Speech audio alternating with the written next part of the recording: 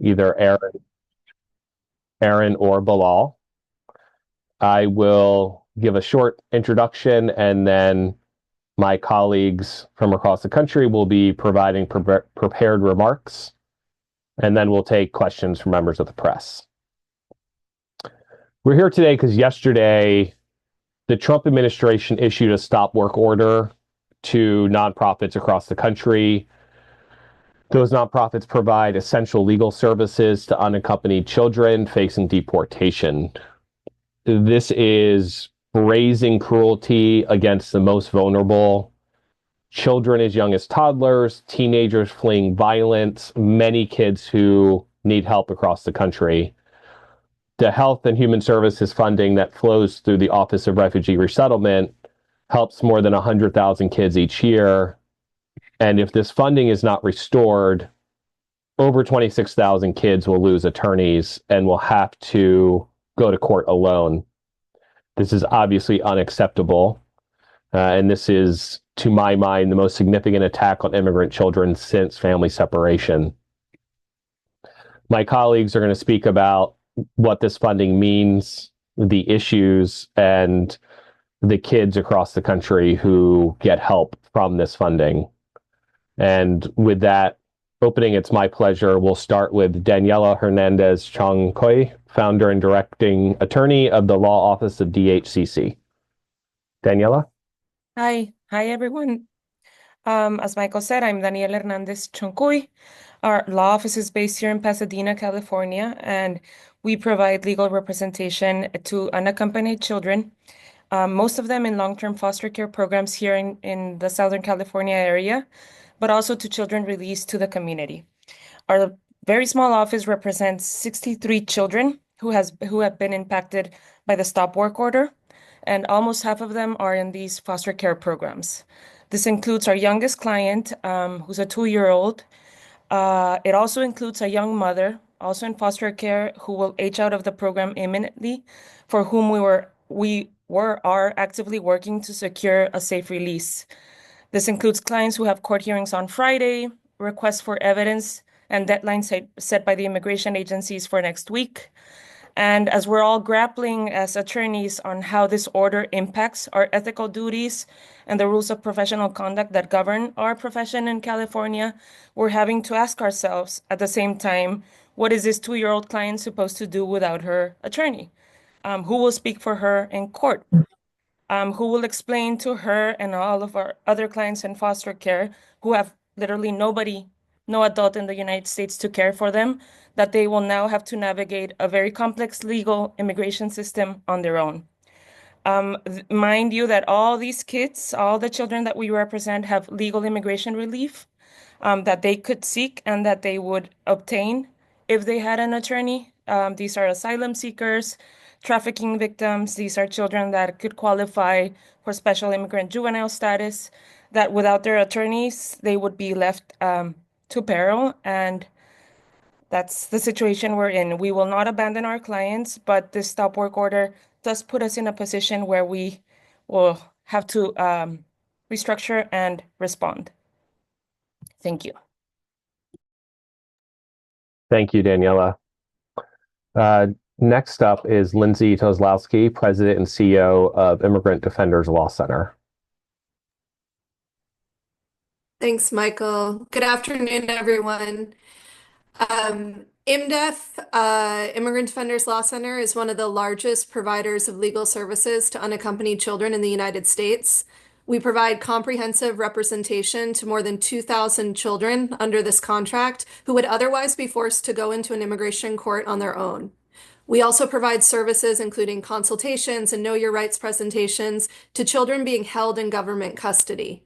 Since 2015, our office alone has provided these transformative legal services to more than 27,000 children. And we are just one organization of many in a large national network. There are other organizations like us that day in and day out are there protecting the due process rights of these vulnerable children. We have stood by these children through attacks on their rights before, including during zero tolerance when the Trump administration last attacked vulnerable immigrant children by ripping them away from their parents at the border.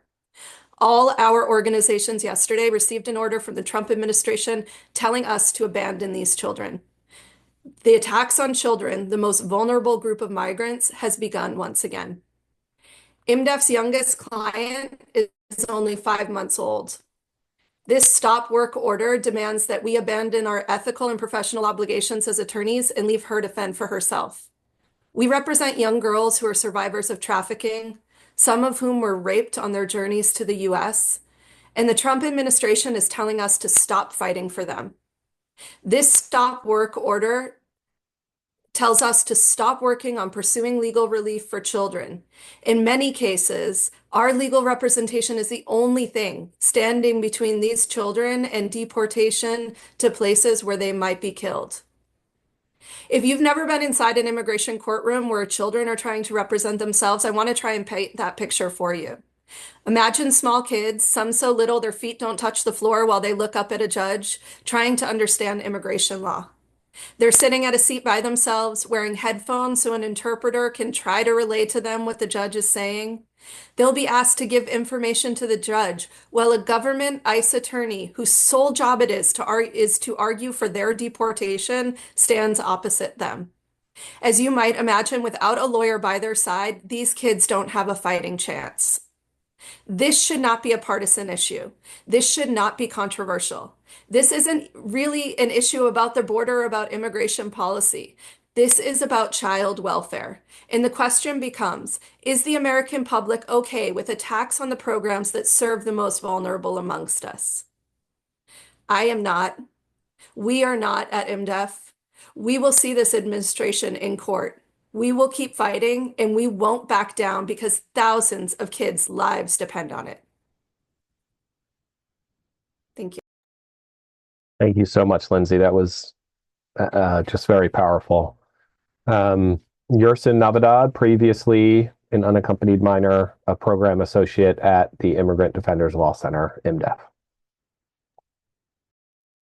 Thank you, Michael. Thank you for having me here today. Hello, everyone. Good afternoon. My name is Gerson Navidad, or Gerson Navidad. I'm a case management associate at Immigrant Defenders Law Center.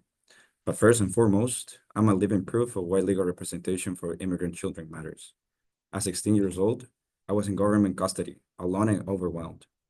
I was coming to seek protection, but I remember the first thing they asked me was not if I was okay, but what gang I was in. Then I was immediately handcuffed for the first time in my life. I was absolutely terrified of what would happen next. I felt like I was already criminalized, even though I was just a kid. The government didn't realize that I was fleeing because I was being persecuted by a gang. And it was until I met with a lawyer that I was able to share this part of my story. I nearly signed my own deportation out of desperation. I had fled El Salvador after receiving death threats from gangs and was forced to navigate a complex immigration system without guidance, until IMDEF stepped in. They fought for me and stood by my side.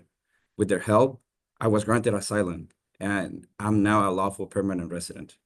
I recently graduated from UC Berkeley, and I work at IMDEF, where I have the honor to helping other kids who are in the same situation I once was. I'm here today to advocate that the stop work order be rescinded so that children receive the same access to legal counsel that I had. The government should not turn its back on children, and it's scared no matter what. Children, even little kids who don't know how to read or write yet, will now face deportation proceedings, alone against an ICE attorney. Without legal service providers, there is no meaningful way for them to defend themselves in court.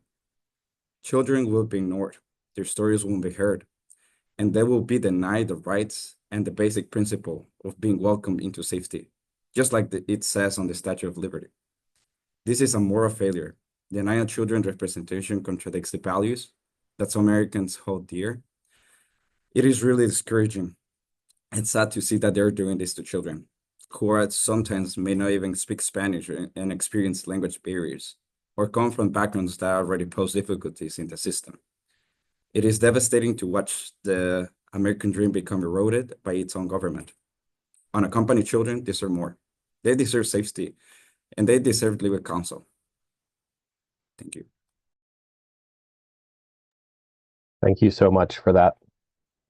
Lillian Aponte, Executive Director at the Florence Immigrant and Refugee Rights Project. Thank you, Michael, and good afternoon, everyone. For 2 decades, the Florence Project has been providing legal services to unaccompanied immigrant children in government custody. And until yesterday, the Unaccompanied Children Program and the services we provide through that program have always been protected. This is indeed an unprecedented affront on the rights of immigrant children and new terrain for our organization. The children we serve through the Unaccompanied Children Program arrive in the United States without a parent or legal guardian, are in government custody, and will face the full force of the government in their immigration case. Without the services provided to the Unaccompanied Children Program, children, no matter their age, will be forced to represent themselves against a trained government prosecutor. What you would see when you walk into a courtroom is a child seated alone at a table, facing an immigration judge, and navigating their immigration case without legal assistance. That child could have been our client, 6-year-old Juliana and her 4-year-old brother, Juan. Juliana and Juan have been separated from their mother, and Juliana needed help to walk to the front of the courtroom because she is blind. That child could have been our client, Ramon, who was fleeing forced labor by his grandfather and whom we represented in his asylum case. That child could have been our client, Sandra, who was fleeing sexual violence and who, without her attorney by her side, had difficulty speaking in court about the violence she had endured. Through the Unaccompanied Children Program, we provide age-appropriate education to children about the legal process and their rights and obligations, as well as legal representation.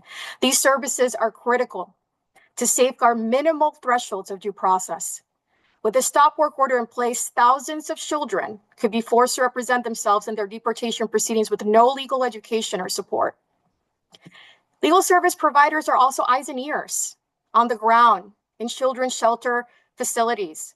We provide protection and safeguards for immigrant children in critical ways, blowing the whistle on instances of abuse and mistreatment. We advocate for children's needs, just recently advocating for a young child with severe kidney disease, ensuring she receives critical medical care.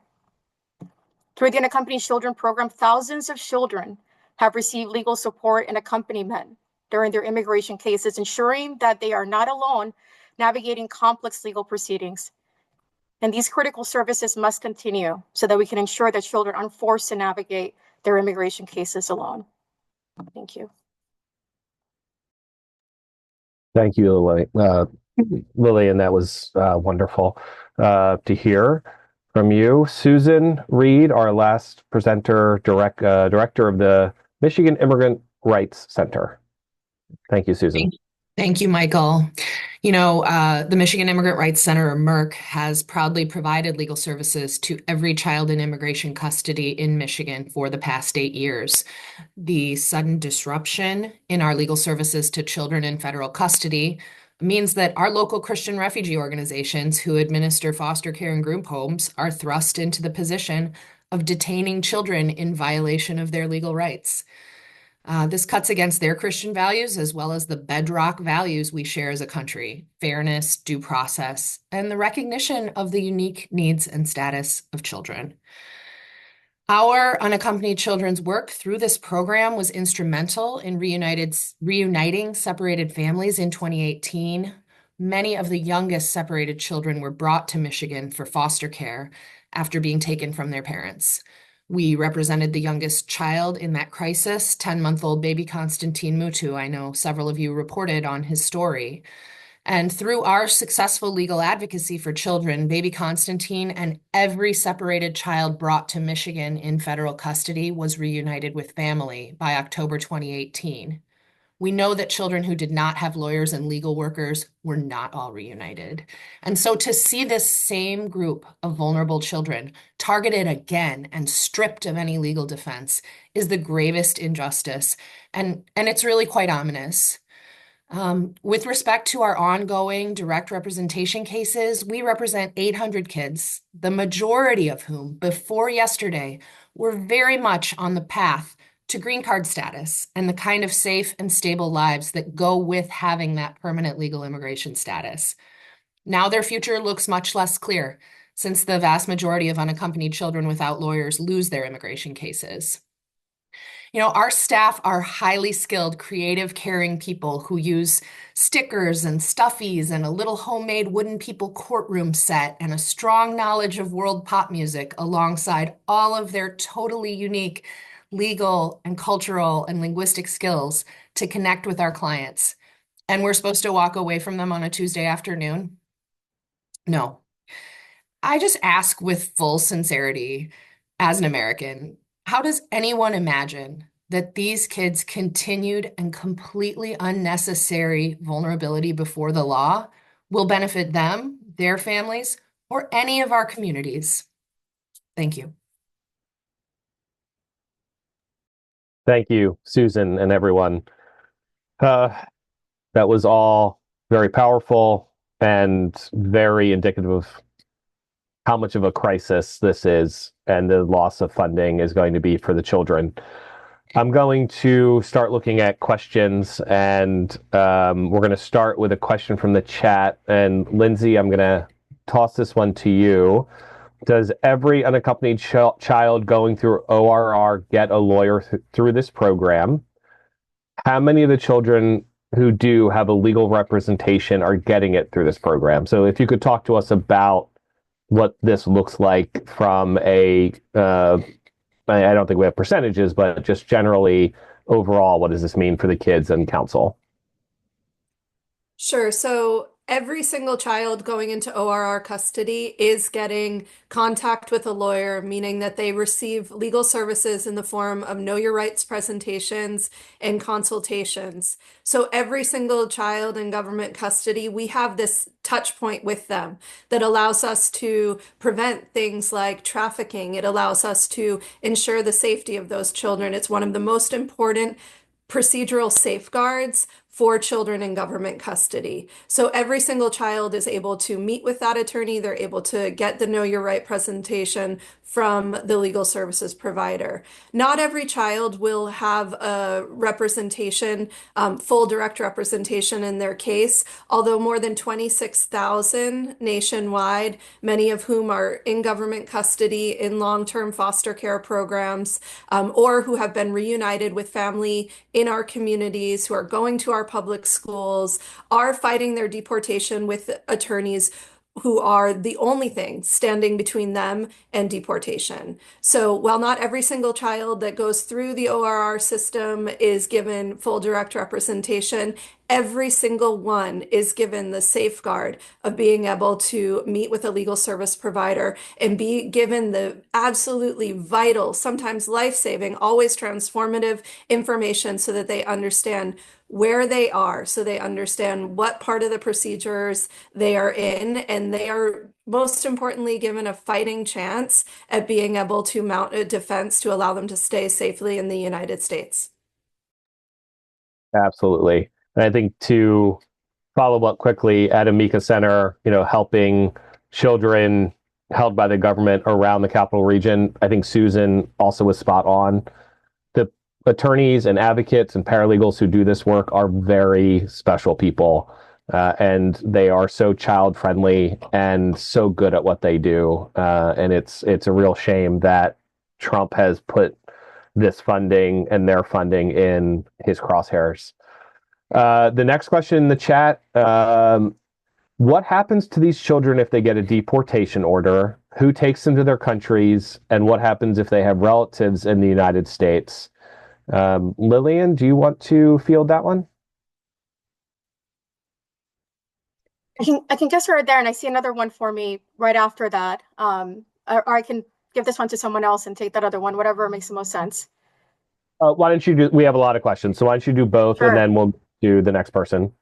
Sure. So let me just first start with the fact that, does this mean that children will be separated from their relatives? And the answer is yes. What we're talking about here is that children, when they are placed in the custody of the Office of Refugee Resettlement, they are meant to be placed in the least restrictive setting. What that typically means is that there are options for them to reunify with a member of their family here in the United States, that they are reunified with that member of their family while they undergo the longevity of an immigration removal proceeding.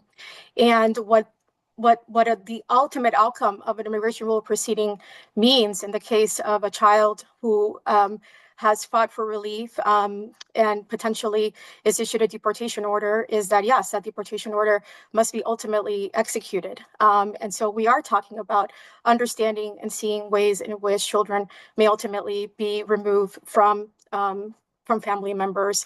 But what I think is particularly important to note here is that what the stop work order does is that it removes the ability for children to actually have legal counsel at the table and actual access to meaningful legal services in order to be able to have a just and fair chance at fighting their immigration case and being able to actually seek the immigration removal relief that is possible for many of the children who are in ORR custody and care.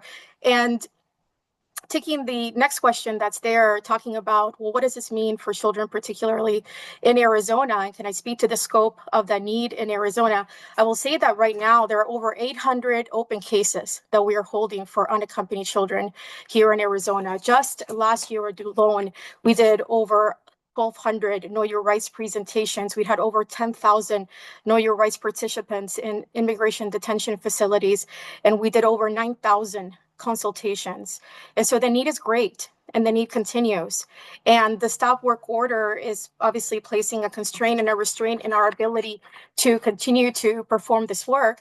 But as was explained earlier, this is a space where we will not be abandoning our clients, both as a matter of our ethical obligations to continue to provide representation, and also as a matter of the critical need that is there. Of course, we are prepared to use and steward the whole of our resources as an organization to provide those critical services. And let there be no mistake, in the long term, the ability to do that will become more and more difficult for organizations like ours, and the organizations right now who are not able to withstand even the ability to have the stewardship to be able to do that at this moment in time. Thank you. I'm going to call on three folks with their hands raised and then go back to the chat. Lily, I don't want to mispronounce your last name. Lily Guiney? Lily Gwinney, Gongor News Service in Michigan. So Susan, this is probably most easily directed at you, but anyone else feel free to chime in. Is there any legal recourse against the Trump administration at this point in time regarding the stop work order? And if there's not, what is going to happen in the most immediate next few days, weeks to these kids who have ongoing legal proceedings? As I said, we're not prepared to walk away from our clients. So we're looking at all of our options. We're going to fight for them. In the event, though, but in a certain sense, our organization is in financial freefall right now. And so there may come a time where we do have to withdraw from our cases, lay off our staff. We're fighting today, but that's a real possibility. And I'll just say, I've been around a long time. I represented kids in federal immigration custody before this contract existed. We still meet people living in local communities in our intake who came to Michigan through this program and never had lawyers and never got status, maybe have an unexecuted removal order. ICE is coming to their door now, and they're in their 40s. They have families. It's a crisis today. It's a crisis tomorrow. It's a crisis into the future. I've also certainly seen kids be deported, be flown home to be handed to a foreign government by a social worker. We don't know what the Trump administration has in store after they strip the legal protections from these kids. We don't want to find out. Thank you, Susan. And to follow up on that question, the network of providers are exploring all options for litigation. I think that there are very strong arguments that this is not an action that should be upheld following judicial scrutiny, but we will not want to get too far in front of that litigation strategy. Thank you. Wendy Fry, with your hand up. Thanks so much for taking questions and doing this. I'm Wendy Fry with Cal Matters. I'm just going to ask the question that I get always from readers or commenters and my editors when I do stories about unaccompanied minors is how does a child that's 2 years old or 4 years old get to the border by themselves? And then last year, I guess I want to ask too about the state's role because I think last year I did a story about the state of California and the governor not renewing a contract to provide unaccompanied minors with legal services. And so, is there a role for the states to bring that back, or is it expected that the states have to step in here to protect these kids? Thank you. Great questions. Daniela, do you want to address any of that? I can address the first part. So in the instances that I'm thinking about, the clients that I shared about, there's two ways, or maybe many more, but the two ways I'm thinking about is the child presents themselves at the border with an adult caregiver, not a biological parent, and the adult that the child presented with is taken to adult immigration custody, and the child is left in OR custody, and then is transferred to a program like the ones I served, long-term foster care. Another way, other clients that we have is a young mother, 15 years old, with her infant child that was born on their way migrating to the United States. And for that reason, they both have different nationalities. They present at the border, and they both have they're both placed in OR custody. And then in the cases that I'm thinking about, sharing about, they're both in long-term foster care. So a young mother, 15 years old, with her infant child, they're both unaccompanied, and they're both placed in custody. And Michael, if I could maybe jump in here. Also, just to give another example, to add Mila's great examples, oftentimes we see family separations that happen at the border when a child is traveling with a non-parent. So situations where a grandmother is traveling with a small child, or a cousin is traveling with a small child, that child is removed their custody and placed into the Office of Refugee Resettlement. And oftentimes will need to advocate for them, not only in their immigration case, but also for reunification with their family. But additionally, I did want to mention that the program that I think you're speaking about, Wendy, is the I think I'm having a little internet issue here, but the program that I believe you're speaking about, Wendy, is the SHRP program that exists here in the state of California, which provides comprehensive legal services for a small number of immigrant children. Certainly, I think in some areas, because of the stop work order, it may be possible for states to come in and provide a small amount of legal service. But for example, in the state of California, the need outstrips the ability for us to step in. And in the case of unaccompanied children, there is would be a huge number of children in the state of California specifically who would lose their lawyers overnight. And so when we think about that number, it would not be possible, even in California, where there may be some political will to do what is possible to meet the need, that the vacuum that would be created by the end of a 20-year-old federal program that is a national network. And further, in many states, that is not a possibility at all, either due to budgetary concerns or because of the political will of the state legislatures. And in those cases, the children would be left in government custody in immigration courtrooms across the country, completely left to fend for themselves. Thank you, Lindsay. I'm going to respond to one set of questions in the chat and then go to Susanna. The question is, are we planning to sue to reverse the stop work order? As I mentioned, we're exploring our litigation options, and we'll keep you updated as that progresses. That will be progressing quickly. And then the second question is, should programs that use ORR-funded legal service providers begin to seek other pro bono legal services at this point? And I want to address that because the scale of this is such that there is not going to be a way to replace or infill this funding. I was speaking to someone earlier who said, can they go find an attorney at another organization if, your program loses all of its funding? And I said, all of the programs are going to lose their funding across the country. We're not talking about a select few NGOs that do this work. We're talking about a complete collapse of the legal services to unaccompanied children. There is not going to be an easy way or any way in many circumstances to replace this funding and to help these children. So I did want to speak to that quickly. Susanna, with your hand up.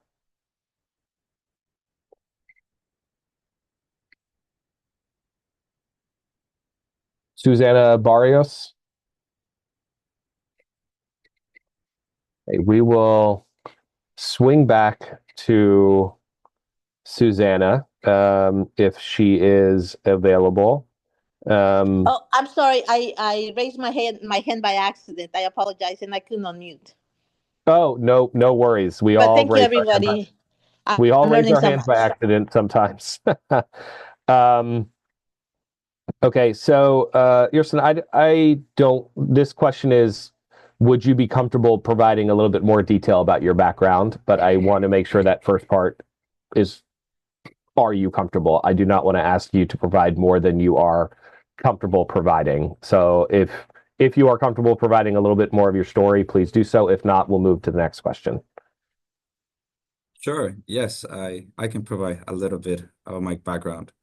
So I entered the United States on April of 2017. I was 16 years old, and I was granted asylum on 2019, and in 2021, I became a long-term permanent resident. Thank you. Thank you so much. I am going to read the next question. Was there any form of warning preceding the stop work order? Who would like to address that? Malene is saying no. Susan, do you want to? I mean, Oh, go ahead, Susan. no. And I will echo Susan's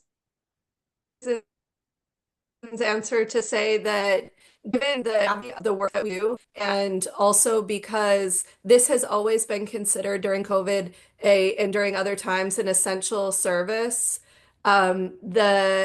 because of that, this being cut with absolutely no notice yesterday came as an abrupt and abhorrent shock to the service providers. Absolutely. Thank you. Daniela, this question is for you. It says, for Daniela, could you talk further about restructuring and responding to this stop work order and what that could look like? I have no idea what that could look like, but I'll tell you why I said what I said. Our office, and I know all the offices here and all the providers in our network, we're not going to abandon our clients.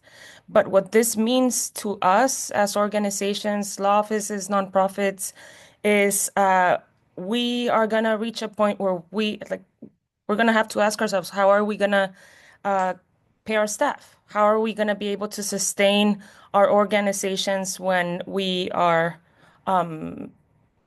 when we take this decision to stand by our clients? I don't know at this point what that will mean for us. I just know that that's what we will do. I hope I had a response. Yeah, I echo we don't know what this will look like if we can't get this back online.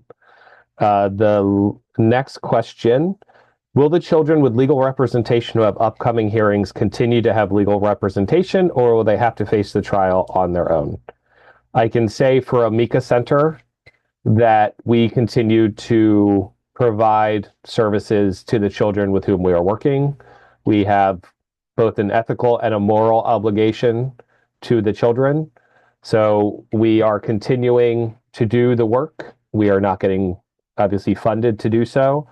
And our plan is to do our best to continue as long as we can.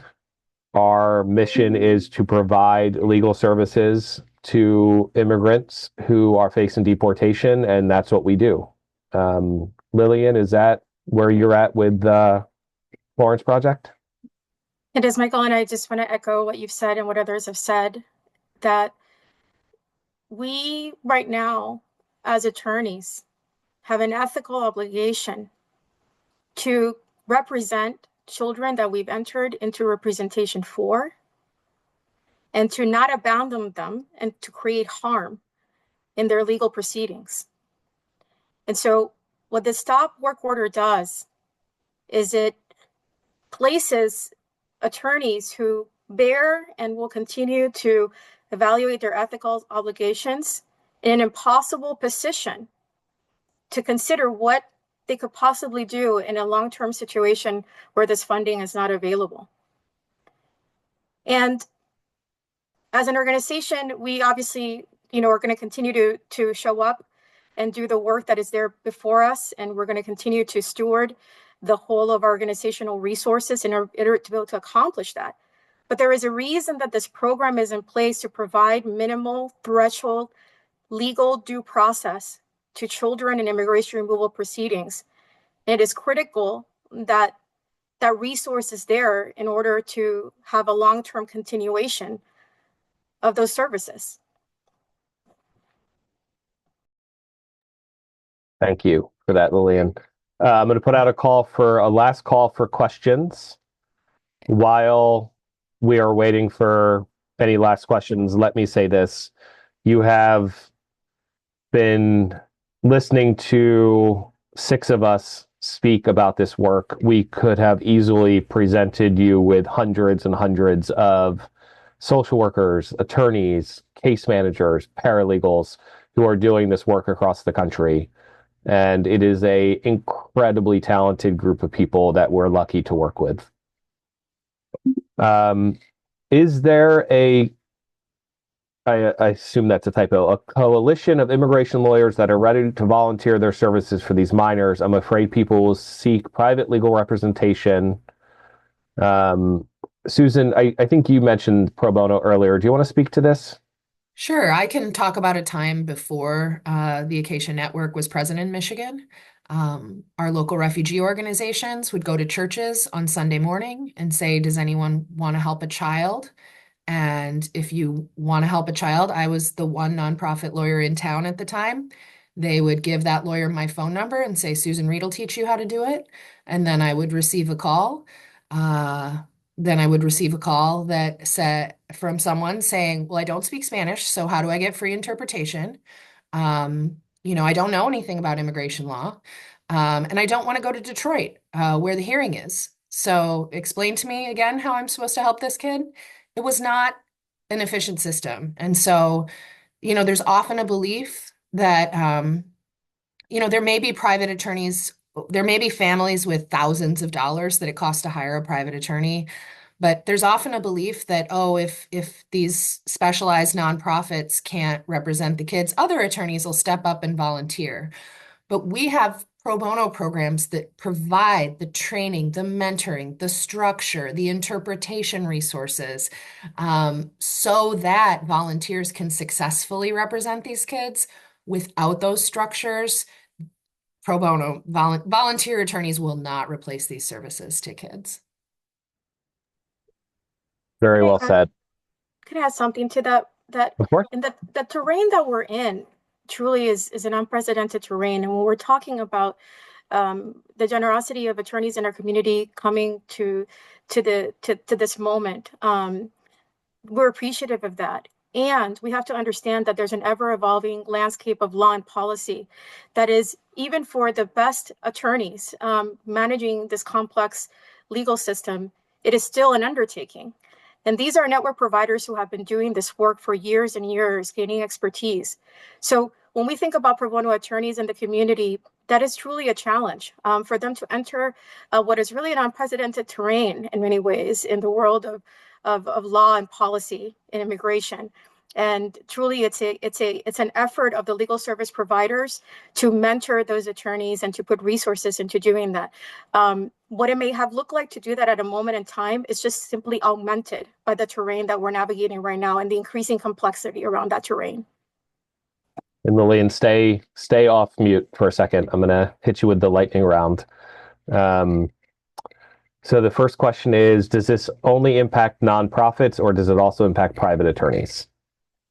Right now, the way that this is being framed is a stop work order that impacts nonprofit legal service providers who are doing these services as part of the Unaccompanied Children's Program. And so that's my understanding of where we are right now there. But I will say, by extension, it does impact private attorneys who, again, out of the generosity and of their own resources, are looking to support nonprofits at a certain moment in time, because many of our legal service providers have pro bono programs that are the architecture of being able to provide the appropriate support and resources to attorneys in the community to meaningfully participate as counsel in immigration removal proceedings. And do you have a sense of how many kids will go without legal services / how many kids will be impacted by the stop work order, and are they virtually in all states? This is a stop work order that affects all of the nonprofit legal service providers in this network. And to try to estimate the harm that this will do, it's in the thousands and thousands in terms of legal services being provided through this program, because the legal services being provided extend the gamut from legal education to individual consultation to appearing as friend of the court in an immigration removal proceeding to direct representation. Legal services are not just the act of entering into a case and representing a child in court, although that is one of the most meaningful ways to do that. But this also provides children with critical information about legal process and their rights and obligations in the context of group Know Your Rights presentations and follow-up individual intakes. So there's a gamut of legal services that are essentially being foreclosed at this moment in time, that are a complete dismantling of the cornerstones of due process that are meant to be there to protect children who now will have to navigate immigration removal proceedings on their own. And so right now, at least 26,000 children in this network are receiving direct representation, and attorneys in those 26,000 cases are sitting with this impossible place of understanding the critical need that is there, the ethical obligations that are subject to their positionality, and thinking about how they are able to continue to do that work at this time. Yes, absolutely. And in addition to the 26,000, the last 2 years, calendar years, there were over 100,000 children in each of those years that were provided with some form of service. And I do believe that includes all 50 states, and that including Alaska, Hawaii, Vermont, Maine, New Hampshire, North Dakota. So this is a national issue. With that, I'm going to ask if there's any last question, and if not, we will. There we go. What could be happening now to new arrivals who are unaccompanied minors? Who would like to take that question?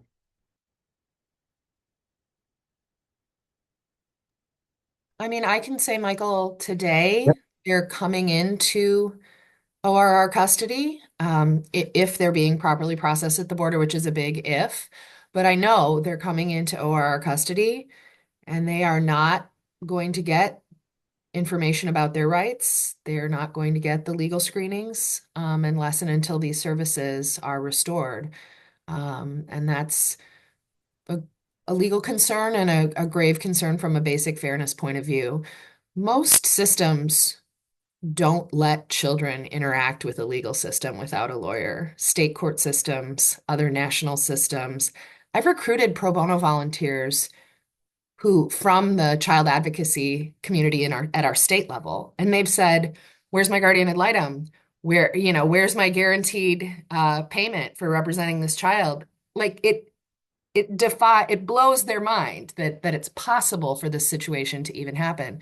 This program has done so much to begin to address that basic unfairness that's built into the system, and so to see it go away is it's just unacceptable.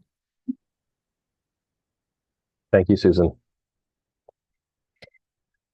Lillian, has Arizona and the Florence Project seen other increases in family separation, or is the zero tolerance order in 2018 the most significant?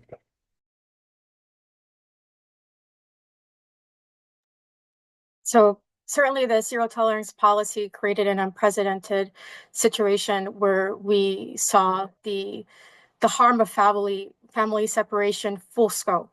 And we are still seeing family separations in different iterations. And this is some of what my other colleagues have spoken to. There are children who are coming, obviously, with older siblings, with caretakers, and they are subject to separation. And so we're just seeing separations in other iterations and in other forms happening here. And so the zero tolerance policy is a very specific moment in time with a very specific mandate and set of circumstances. But it doesn't mean that we don't continue to see family separations happening in other versions and other iterations.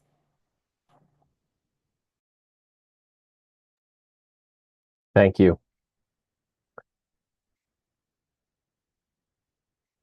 Well, I think we will end there. Let me thank all of my colleagues for joining me today and speaking so eloquently and forcefully on how much of a crisis this is for the children.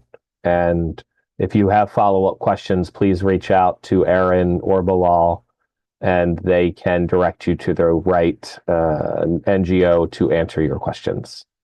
Thank you, everyone.